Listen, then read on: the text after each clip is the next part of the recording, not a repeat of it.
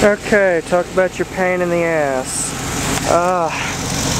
Starter changed out, which is a good thing too, because apparently this wiring was almost completely gone. So that would have went any day.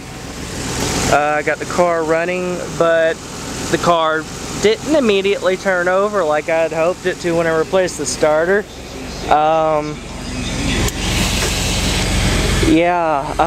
Apparently I have a problem with my ignition switch, because if it's not my starter, it has to be the ignition switch. Because I'm over here turning the key, nothing's happening. So I start moving the key around in the ignition switch, like pushing it in, pulling it back, pushing it forward, you know, towards the dash, away from the dash. And all of a sudden the starter starts to engage longer and longer, and finally I get it into such a position that the engine engages and turns over, although it sounded quite terrible when it did. This is going to be a very just quick video. Anyway, here's the new rims, what they look like, and they don't look too bad on the car actually. I was a little surprised. I expect them to look worse than they did.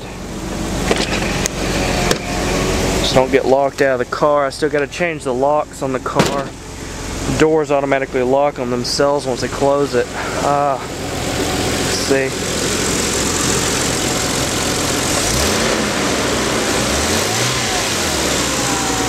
I think I've got a hole in that hose right there, because I'm getting a sucking sound every time I throttle up when the engine is cold. I know I removed both of these hoses when I went to clean the throttle body, so something must have got screwed up. Most of these hoses, I see that people replace them with aluminum chromed pipes with silicone tips. That's probably why. Had to take the battery out to put the starter in, of course. The positive pole completely came apart when I took it off the battery. So, let's hear it for wrenches, huh? Anyway,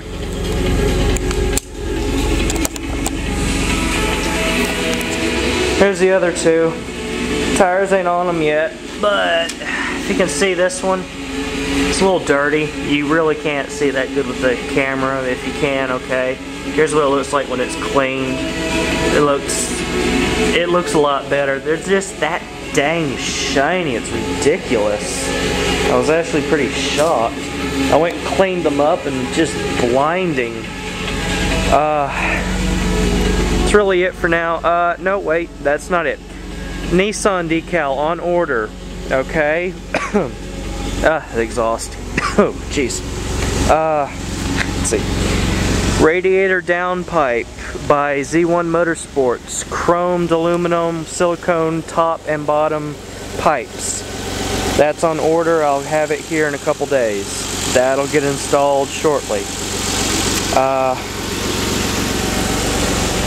That's really it. I'm still looking for 50s for the front. See here? These are 60s.